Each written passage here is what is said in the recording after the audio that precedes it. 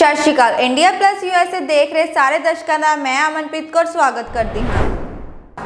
किसानां अगे चुकी मान सरकार। यूनीवर्सिटियां नूं कुश्ती ते लड़ाई का मैदान नहीं बनाना चाहिए, अमित शाह। रूसी जंग अपराधी के खिलाफ यूक्रेन में पहला मुद्दा शुरू हो चुका है, ज़ेलेंस्की। पीएम मोदी ने लाइव होकर किया वड्डा खुलासा।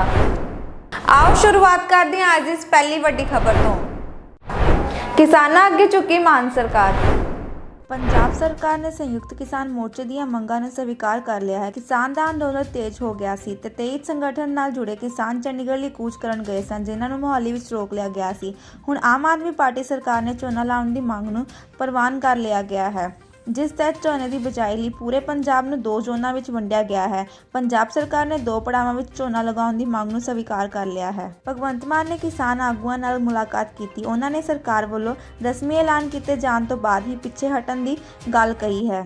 ਜੀ ਮੁੱਖ ਮੰਤਰੀ ਸਾਹਿਬ ਨੇ ਸਾਰੀਆਂ ਮੰਗਾਂ ਮੰਨ ਲਈਆਂ ਹੈ, ਕਿਵੇਂ ਦੇਖਦੇ ਹੋ ਕਿ ਕਿਵੇਂ ਧੰਨਵਾਦ ਕਰਨਾ ਚਾਹੁੰਦੇ? ਸਾਨੂੰ ਬਹੁਤ ਖੁਸ਼ਹਾਲੀ ਆਈ ਵੀ ਸਾਡੀ ਆਮ ਪਾਰਟੀ ਦਾ ਸਰਕਾਰ ਬਣੀ ਸੀ ਤੇ ਸਾਨੂੰ ਜਿਹੜੀ ਪਬਲਿਕ ਦੀ ਸਰਕਾਰ ਬਣੀ ਉਹਨੇ ਸਾਨੂੰ ਮਾਣ ਦੇ ਦਿੱਤਾ। ਸਾਰੀਆਂ ਦਰਜਨ ਮੰਗਾਂ ਅਸੀਂ ਪਾਸ ਕਰ ਚੁੱਕੇ ਹਾਂ। ਇਹ ਬਹੁਤ ਧੰਨਵਾਦ ਕਰਦੇ ਹਾਂ। ਖੁਸ਼ ਹੋ, ਸੰਤੁਸ਼ਟ ਹੋ? ਹਾਂ, ਬਹੁਤ ਖੁਸ਼ ਹਾਂ। ਇਹ ਬਜ਼ੁਰਗ ਉਤਰਾ ਘਰੋਂ ਅਸੀਂ ਮੰਜੇ ਤੋਂ ਨਹੀਂ ਉੱਠਦੇ, ਇੱਥੇ ਆਣ ਕੇ ਸਾਨੂੰ ਇੰਨੀ ਖੁਸ਼ੀ ਬਹੁਤ ਹੋਈ ਹੈ ਵੀ ਜਿਹੜੀਆਂ ਅਸੀਂ 12 ਮੰਗਾਂ ਦਰਜਨ ਮੰਗਾਂ ਦੀ ਜਿਹੜੇ ਅੱਜ ਲੈ ਕੇ ਤੇ ਵਾਪਸ ਚਲੇ ਅੱਛਾ, ਸੀਐਮ ਸਾਹਿਬ ਨੇ ਕਿਸਾਨ ਆਗੂਆਂ ਨੂੰ ਬੜਾ ਪਿਆਰ ਸਤਿਕਾਰ ਦਿੱਤਾ ਹੈਗਾ, ਜੱਫੀਆਂ ਵੀ ਪਾਈਆਂ ਨੇ, ਪੈਰਾਂ ਨੂੰ ਹੱਥ ਵੀ ਲਾਇਆ ਹੈਗਾ ਕਈ ਕਿਸਾਨ ਆਗੂਆਂ ਦੇ। ਕਿਵੇਂ ਲੱਗਦਾ ਹੈਗਾ ਜਦੋਂ ਕਹਿੰਦੇ ਨੇ ਕਿ ਮੇਰੇ ਬਾਪ ਦਾਦਿਆਂ ਵਰਗੇ ਨੇ, ਮੇਰੇ ਚਾਚਿਆਂ ਵਰਗੇ ਨੇ ਜਿਹੜੇ ਇੱਥੇ ਬੈਠੇ ਨੇ ਧਰਨੇ ਵਿੱਚ? ਉਹ ਜੀ ਸਾਡਾ ਬੇਟਾ ਹੈ, ਸਾਡੇ ਬਜ਼ੁਰਗਾਂ ਦਾ ਬੇਟਾ ਹੈ, ਸਾਡਾ ਕੋਈ ਪੋਤਰਾ ਲੱਗਦਾ, ਕੋਈ ਭਤੀਜਾ ਲੱਗਦਾ, ਉਹਨੇ ਮਾਣ ਦੇਣਾ ਹੀ ਹੈ। ਮਾਣ ਅਸਾਂ ਵੀ ਕੁਛ ਨਹੀਂ ਸ਼ੱਕ ਛੱਡਿਆ। ਸਾਰੀਆਂ ਸਰਕਾਰਾਂ ਲੱਦ ਕੇ ਮੰਨੀਆਂ, 100 ਸੀਟ ਲੈ ਕੇ ਦਿੱਤੀ ਇਹਨੂੰ। ਇਹ ਕਰਕੇ ਸਾਰੀ ਆਮ ਪਾਰਟੀ ਨੇ ਸਾਰੀਆਂ ਜੋ ਵੋਟਾਂ ਨੂੰ ਅਸੀਂ ਮੁਕਤ ਦਿੱਤਾ ਹੈ, ਉਹਨੇ ਵੀ ਸਾਡਾ ਮਾਣ ਤਾਂ ਹੀ ਰੱਖਿਆ। ਹੁਣ ਉਹਨੇ ਸਾਡੇ ਨਾਲ ਵਾਅਦਾ ਕੀਤਾ ਵੀ ਤੁਹਾਨੂੰ ਕੋਈ ਧਰਨੇ ਲਾਉਣ ਦੀ ਲੋੜ ਨਹੀਂ, ਤੁਹਾਡੇ ਜਿਹੜੇ ਆਗੂ ਨੇ ਆਣ ਕੇ ਸਾਡੇ ਨਾਲ ਮੀਟਿੰਗਾਂ ਕਰਨ, ਜਿਹੜੀ ਕੋਈ ਮੰਗ ਮੰਗਣੀ ਮੈਂ ਉਸ ਵੇਲੇ ਦਊਂ। ਸੰਯੁਕਤ ਕਿਸਾਨ ਮੋਰਚੇ ਵੱਲੋਂ ਜਿਹੜੀਆਂ ਮੰਗਾਂ ਸੀਗੀਆਂ ਆਪਣੇ ਸੀਐਮ ਸਾਹਿਬ ਨਾਲ ਜਾ ਕੇ ਡਿਸਕਸ ਕਰਕੇ ਆਏ, ਉਹਨਾਂ ਨੂੰ ਦੇਖ ਕੇ ਆਏ ਮੰਗਾਂ, ਤੇ ਉਹਨਾਂ ਵੱਲੋਂ ਤਕਰੀਬਨ ਸਾਰੀਆਂ ਮੰਗਾਂ ਦਾ ਹੀ ਮੰਨ ਲਈਆਂ ਗਈਆਂ। ਕੋਈ ਮੰਗ ਰਹੀ ਨਹੀਂ ਹੈਗੀ ਜਿਹੜੀ ਨਾ ਮੰਨੀ ਹੋਵੇ। ਅੱਜ ਵਧੀਆ ਮਾਹੌਲ ਦੇ ਵਿੱਚ ਸੀਐਮ ਸਾਹਿਬ ਨਾਲ ਗੱਲਬਾਤ ਹੋਈ ਆ ਤੇ ਜ਼ਿਆਦਾਤਰ ਮੰਗਾਂ ਦੇ ਉੱਤੇ ਸਹਿਮਤੀ ਬਣ ਗਈ ਆ। ਅਸੀਂ ਸਰਕਾਰ ਦਾ ਵੀ ਧੰਨਵਾਦ ਕਰਨੇ ਆ ਤੇ ਇਸ ਤਰ੍ਹਾਂ ਜਿਹੜੀਆਂ ਕਿਸਾਨਾਂ ਦੀਆਂ ਸਮੱਸਿਆਵਾਂ ਸੀਐਮ ਸਾਹਿਬ ਨੇ ਆਖਿਆ ਤੁਸੀਂ ਸਿੱਧੇ ਆਣ ਕੇ ਮੇਰੇ ਨਾਲ ਮੀਟਿੰਗ ਰੱਖ ਕੇ ਕਰ ਸਕਦੇ ਜੇ। ਵਧੀਆ ਲੱਗਿਆ। ਮੁੱਖ ਮੰਤਰੀ ਸਾਹਿਬ ਦਾ ਧੰਨਵਾਦ ਕਰਦੇ ਆ ਜਿਹੜਾ ਇਹਨਾਂ ਨੇ ਛੇਤੀ ਸੰਘਰਸ਼ ਸੁਣਵਾਈ ਕਰ ਲਈ। ਸਾਡੇ ਜਿਹੜੇ ਅੱਜ ਮੋਰਚਾ ਲੱਗਿਆ ਦੂਸਰਾ ਦਿਨ ਸੀ ਤੇ ਸਾਡੀਆਂ ਸਰਕਾਰ ਨੇ ਮੰਗਾਂ ਕੁਝ ਮੰਗ ਲਈਆਂ ਨੇ ਤੇ ਅਸੀਂ ਇਸ ਕਰਕੇ ਧਰਨਾ ਸਮਾਪਤ ਕਰਤਾ।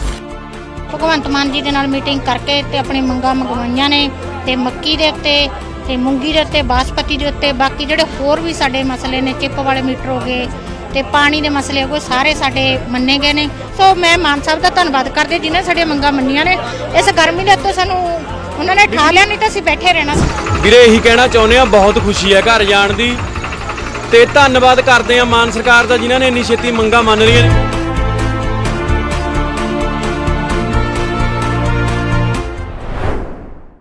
यूनीवर्सिटियां नूं कुश्ती ते लड़ाई का मैदान नहीं बनाना चाहिए, अमित शाह। केंद्रीय गृह मंत्री अमित शाह ने कहा कि यूनीवर्सिटियां नूं विचारधारा लड़ाई का मैदान नहीं बनना चाहिए। दिल्ली यूनीवर्सिटी विच एक समागम विच बोलदिआं उन्होंने कहा कि यूनीवर्सिटियां नूं विचारां दा आदान प्रदान ਲਈ ਪਲੇਟਫਾਰਮ बनना चाहिए है ਅਤੇ ਵਿਚਾਰਧਾਰਕ ਟਕਰਾਅ ਦਾ ਸਥਾਨ ਨਹੀਂ बनना चाहिए है। ਸਵਰਾਜ ਤੋਂ ਨਿਊ ਇੰਡੀਆ ਤੱਕ ਭਾਰਤ ਦੇ ਵਿਚਾਰਾਂ ਦੀ ਸਮੀਖਿਆ ਕਰਨ ਵਾਲੇ ਸੈਮੀਨਾਰ ਵਿੱਚ ਵਿਦਿਆਰਥੀਆਂ ਨੇ ਸੰਬੋਧਨ ਕਰਦੇ ਹੋਏ ਭਾਜਪਾ ਦੇ ਸੀਨੀਅਰ नेता गृह मंत्री ने कहा कि भारत एक प्रो सभ्याचारक देश है। और एक प्रकार से इस वर्ष से ही प्रधानमंत्री मोदी जी ने जो कहा है कि आजादी के अमृत काल की शुरुआत होगी। आजादी के 75 साल हमारे लिए बहुत गौरवप्रद है। भारत ने अनेक क्षेत्रों के अंदर चकाचौंध करने वाली उपलब्धियों को प्राप्त किया है, विश्व के अंदर अपना स्थान जमाया है। हमारी लोकतंत्र की जड़ों को पाताल तक गहरी ले जाने में हम सफल हुए। अनेक क्षेत्रों के अंदर जिस पर हम गर्व ले सके, इस प्रकार की उपलब्धियां हासिल की है। मगर 75 से 100 साल की यात्रा, अमृत काल की ये यात्रा, ये हमारे लिए बहुत महत्वपूर्ण है। मोदी जी ने 25 साल को संकल्प सिद्धि के 25 साल के रूप में वर्णित किया है और हर क्षेत्र के अंदर भारत को सर्वोच्च बनाने का संकल्प अभी हम लेंगे। इस संकल्प का वर्ष है और संकल्प सिद्धि का समय है। आज से लेकर 25 साल तक 2047 तक इस संकल्प सिद्धि की यात्रा है। और ये अमृत काल के समय में ही दिल्ली यूनिवर्सिटी आज इस संगोष्ठी का शुभारंभ कर रही है और मैं आज इस संगोष्ठी की शुरुआत करने के लिए आज आया हूँ। यहाँ अनेक प्रकार के विषयों की स्वराज चर्चा होगी। स्वराज, वंदे मातरम, स्वदेशी, सत्य, अहिंसा, अंत्योदय, राष्ट्रवाद, समाजवाद, लोकतंत्र, हिंदुत्व, एकात्म मानववाद, पंथ निरपेक्षता, सबका साथ सबका विकास, अनेक विविध विषयों पर यहाँ पर विशद चर्चा होने वाली है। मगर मैं सबसे पहले इसके टाइटल पर जानना चाहता हूं। इस संगोष्ठी का जो आज का विषय है, स्वराज से न्यू इंडिया तक भारत के विचारों का पुनरावृत्ति। मित्रों, स्वराज शब्द को आजाद होने के बाद बहुत अलग तरीके से इसकी व्याख्या की गई और इसको व्याख्याहित करने वाले जो लोग थे उनके मन में ढंग से तय था कि क्यों इसकी व्याख्या इतनी सीमित करनी चाहिए। स्वराज की व्याख्या सिर्फ शासन व्यवस्था तक सीमित कर दी गई। स्वराज की व्याख्या शासन व्यवस्था तक सीमित नहीं होती। पहले अंग्रेज राज करते थे और एक multi party democratic parliamentary system के तहत आज हमारे लोग, हमारे चुने हुए प्रतिनिधि राज कर रहे हैं। तो स्वराज मिल गया, ये मानना मैं नहीं मानता ये पर्याप्त है। हमारी स्वराज की कल्पना कभी ये नहीं थी। हमारी स्वराज की कल्पना में स्व शब्द का बहुत महत्व है। राज का मतलब व्यवस्था लाने वाला, राज का मतलब शासन नहीं है। स्व का बहुत मतलब है। स्वराज की व्याख्या करने वालों ने आजादी के बाद स्व को बहुत डाइल्यूट कर दिया और शासन को बहुत बड़ा कर दिया। इसी के कारण आज 75 साल के बाद हम पीछे मुड़कर देखते हैं तो हमें लगता है कि हमें फिर से एक बार इस पर पुनर्विचार करने की जरूरत। स्वराज की व्याख्या में ही स्वदेशी अपने आप आता है। स्वराज की व्याख्या में ही स्वभाषा अपने आप आता है। स्वराज की व्याख्या में भी स्वधर्म अपने आप आता है। स्वराज की व्याख्या में ही हमारी संस्कृति अपने आप आता है और स्वराज की व्याख्या में ही देश का सर्वोच्च विचार सबसे पहले वो अपने आप है। ये सारे व्याख्याओं को सीमित कर स्वराज की व्याख्या को शासन व्यवस्था तक सीमित करने का काम कुछ लोगों ने किया और हम उस रास्ते पर चल पड़े। और स्वराज की संपूर्ण कल्पना यही स्वराज की संपूर्ण कल्पना ही न्यू इंडिया का विचार है, नव भारत का विचार है और इस विचार के आधार पर आज जो थीम रखी गई है स्वराज से नव भारत तक, इसका मतलब ही है स्वराज का संपूर्ण अर्थ चरितार्थ करना और साच अर्थ में स्वराज का संपूर्ण अर्थ के तत्वाधान में राष्ट्र की उन्नति करना।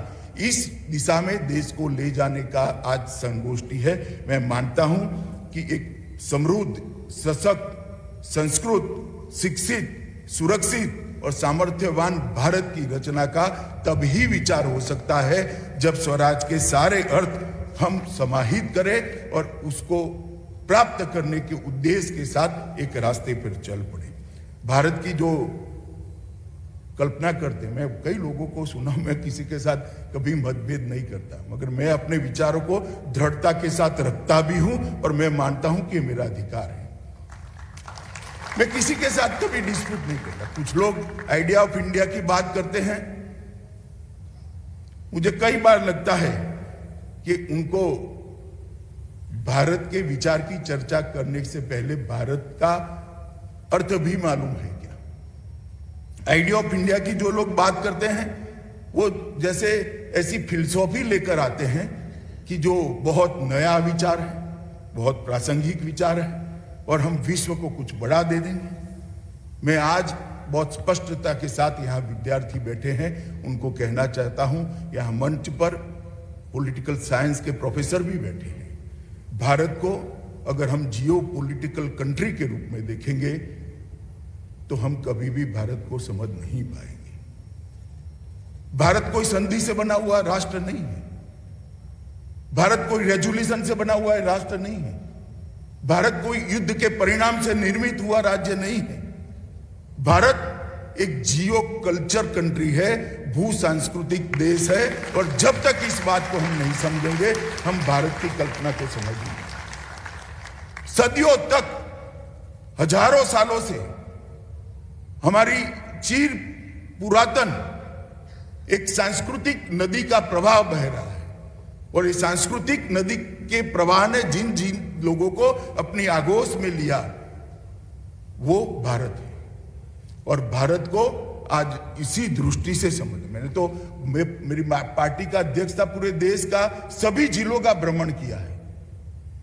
मैं मणिपुर में जाता था तो वहां भी कृष्ण मिलते थे, भारतनाट्यम देखता था तो वहां पर भी कृष्ण मिलते थे, द्वारिका जाता था तो हमारे गुजरात के रास गरबा में कृष्ण मिलते थे, और वृंदावन जाता था तो भी कृष्ण मिलते थे।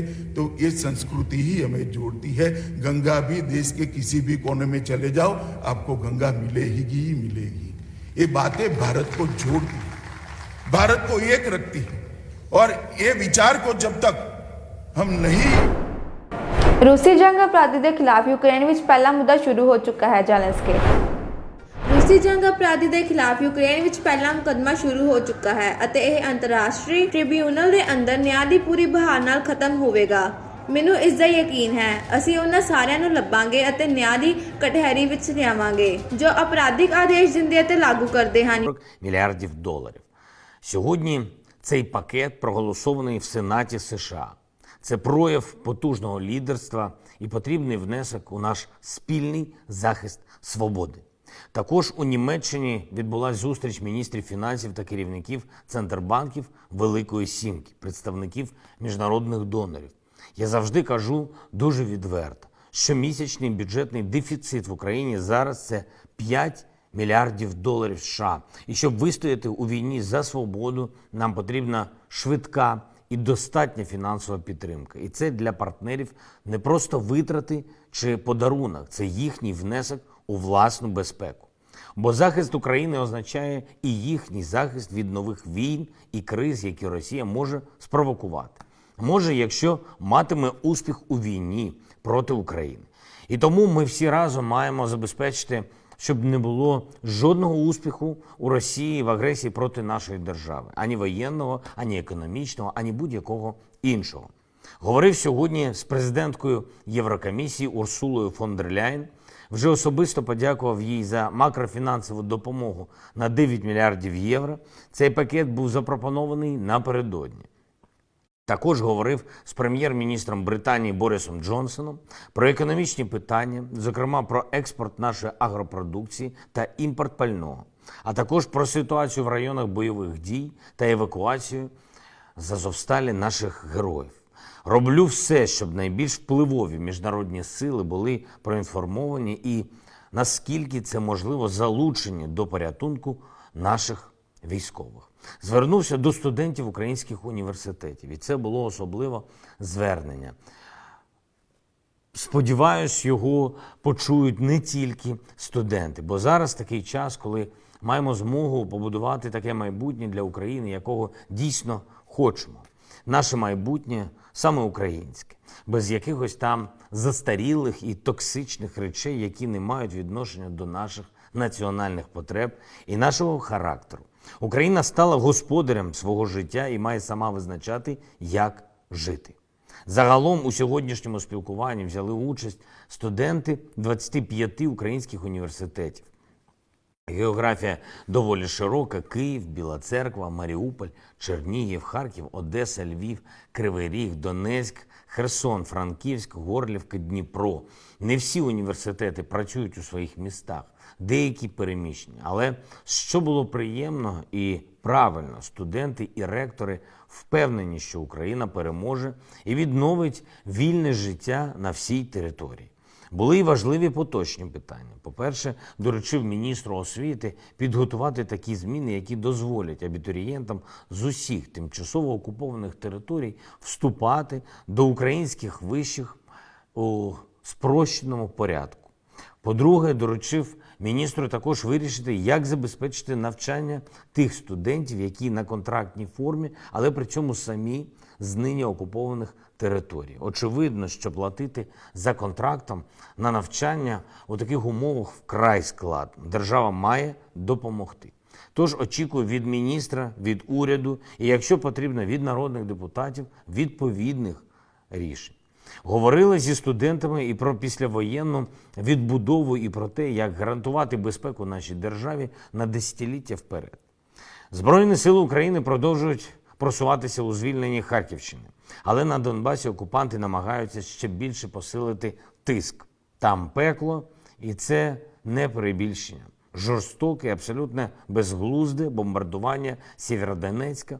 Там тільки за один день 12 загиблих, десятки поранених, бомбардування і обстріли інших наших міст, авіаційні і ракетні удари російської армії. Все це не просто бойові дії під час війни.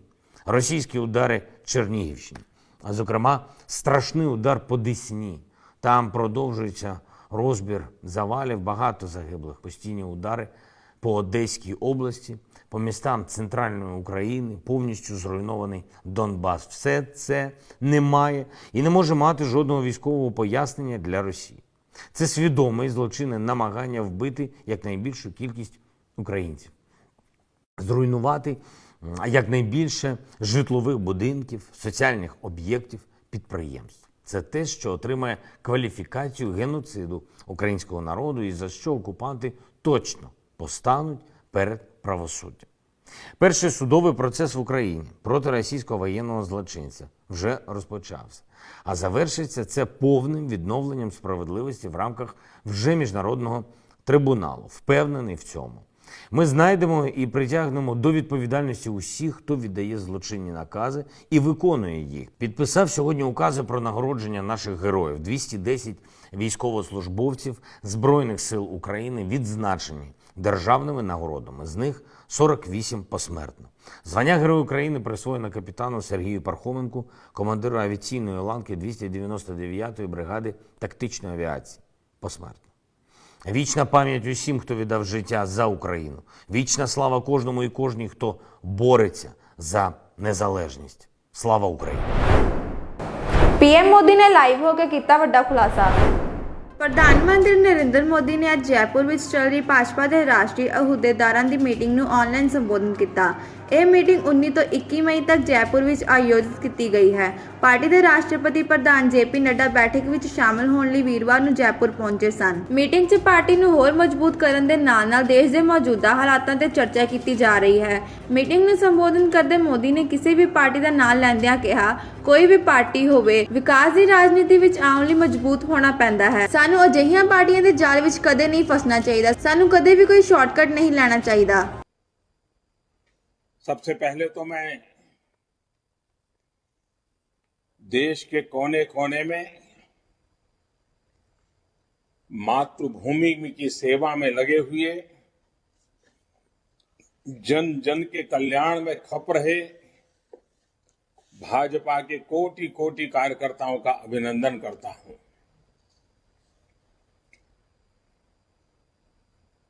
जनसंघ से लेकर के जो हमारी यात्रा शुरू हुई है और आज जो भारतीय जनता पार्टी के रूप में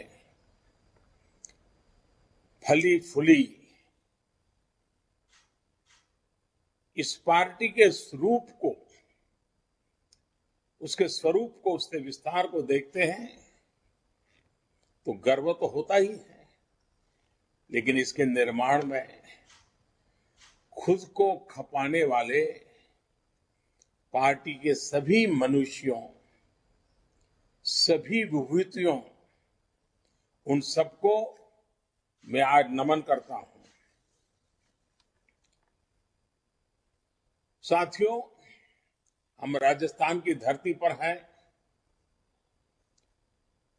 मुझे भी आप सबके बीच में रह करके इस कार्यक्रम में शरीक होने का अवसर मिला होता तो मेरे लिए भी वो प्रेरणा का कारण बनता, ऊर्जा का स्रोत मिलता, क्योंकि जब भी मैं कार्यकर्ताओं से मिला हूं, कार्यकर्ता छोटा हो बड़ा हो, बहुत कुछ जानने को मिलता है, बहुत कुछ बातों के अनेक पहलू समझने को मिलते हैं। कार्यकर्ता के द्वारा जो इन्फॉर्मेशन आती है वो बहुत सटीक इन्फॉर्मेशन आती है, और जब मिलते हैं तो खुले मन से काफी कुछ बातें भी होती हैं। तो मेरे मन में तो कसक रह जाएगी कि मैं नहीं पहुंच पाया, लेकिन वर्चुअली आप सबके दर्शन कर रहा हूं, आपसे बात कर रहा हूं। साथियों, राजस्थान की धरती पर है तब हम सबको श्रद्धेय सुंदर सिंह जी भंडारी की याद आना बहुत स्वाभाविक है। आज ये वर्ष श्रद्धेय सुंदर सिंह भंडारी जी की जन्म शताब्दी का भी वर्ष है। हम सब ऐसे प्रेरणा पुरुष का हृदय से अभिवादन करते हैं, प्रणाम करते हैं। साथियों, राजस्थान की धरती, राजस्थान की बात हो, राजस्थान भारतीय जनता पार्टी की विकास यात्रा की चर्चा हो, तो मैं इस बात को गर्व से कह सकता हूं कि मुझे ऐसे ऐसे दिग्गजों के साथ काम करने का मौका मिला, ऐसे ऐसे दिग्गजों की उंगली पकड़ करके चलने का सौभाग्य मिला, और उन सबका स्मरण आना बहुत स्वाभाविक है। स्वर्गीय भैरव सिंह शेखावत की बात हो,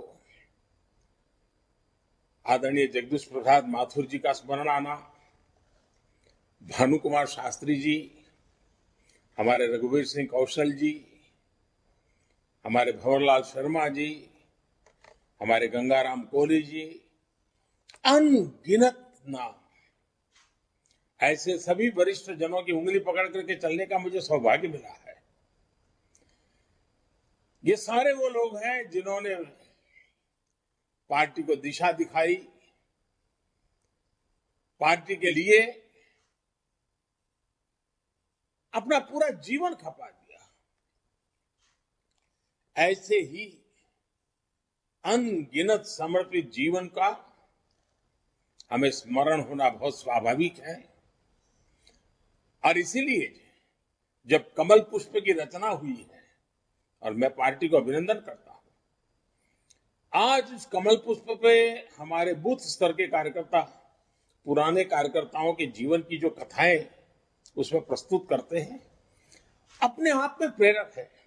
मैं तो आप सबको कहता हूं, कभी भी मन में आलस आ जाए, पल भर के लिए उस कमल पुष्प को मोबाइल फोन से खोल करके देखिए। ऐसी प्रेरणा की कथाएं हैं, ऐसी प्रेरक जीवन की घटनाएं हैं, हमें मार्गदर्शन के लिए, प्रेरणा के लिए और कुछ करने की जरूरत नहीं है।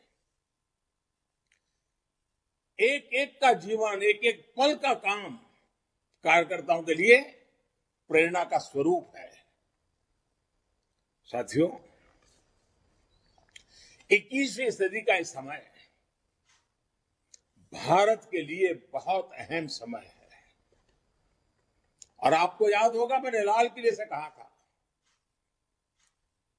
यही समय है, सही समय है।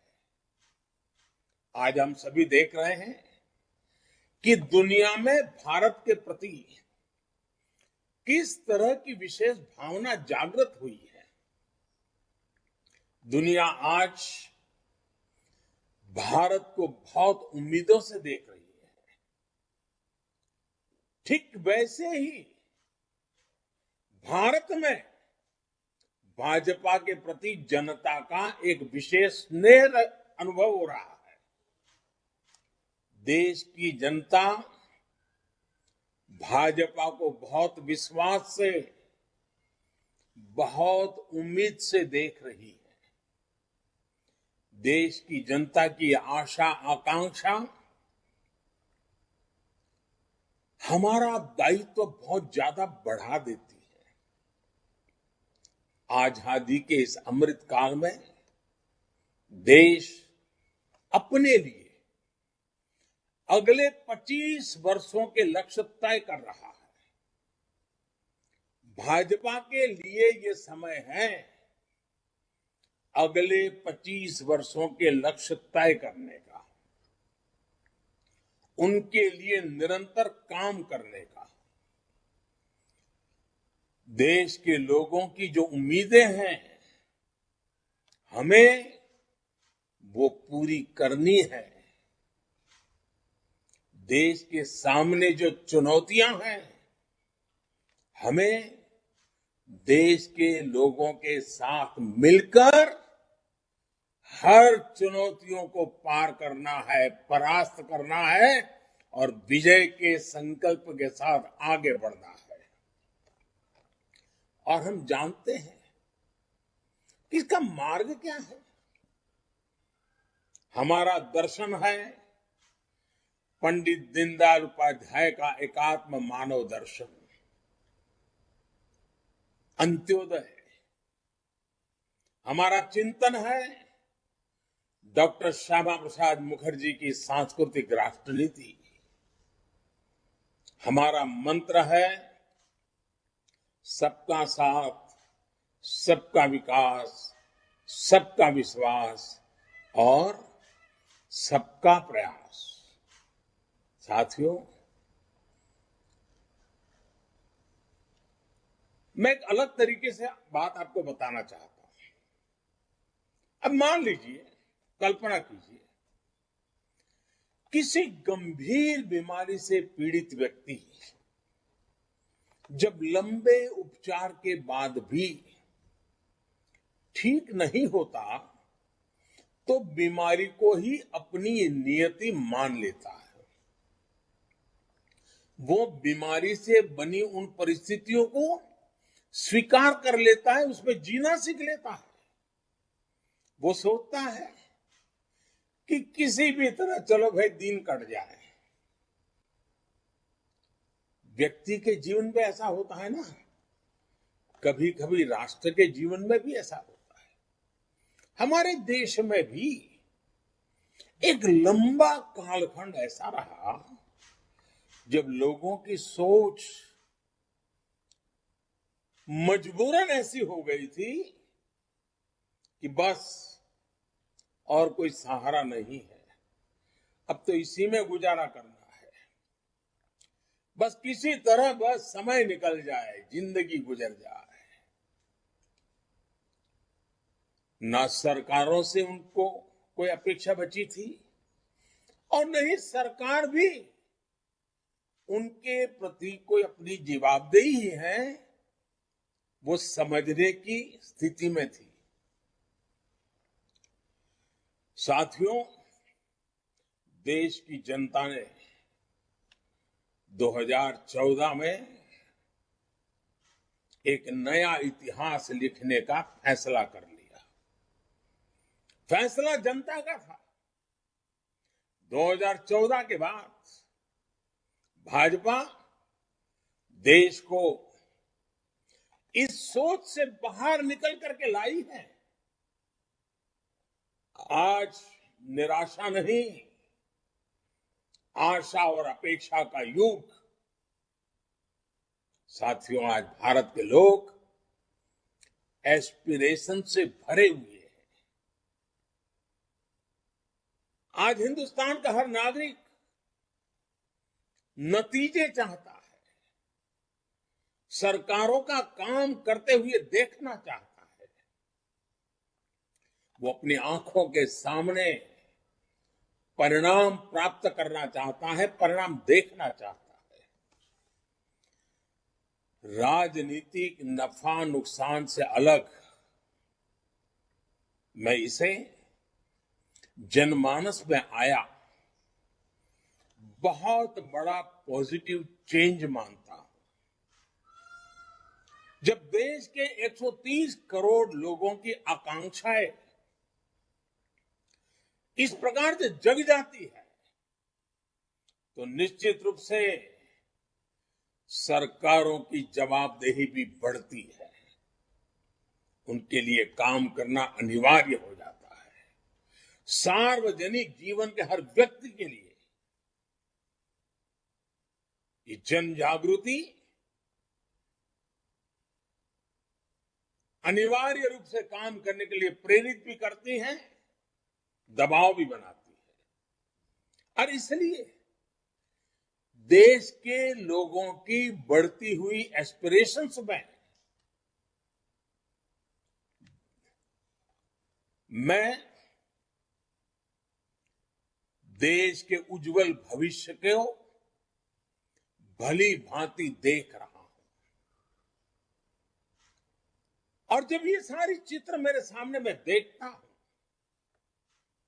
आत्मविश्वास से भरे हुए देश के युवाओं को देखता हूं,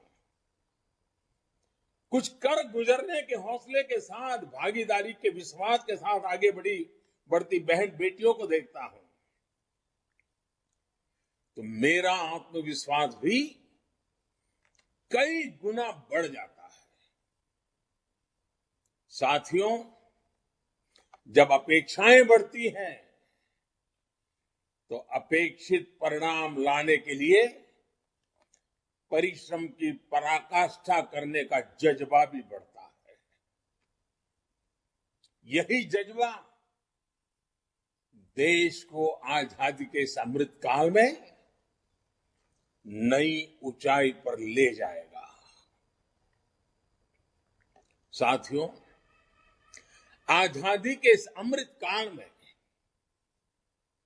देश जिन बड़े लक्ष्यों पर काम कर रहा है,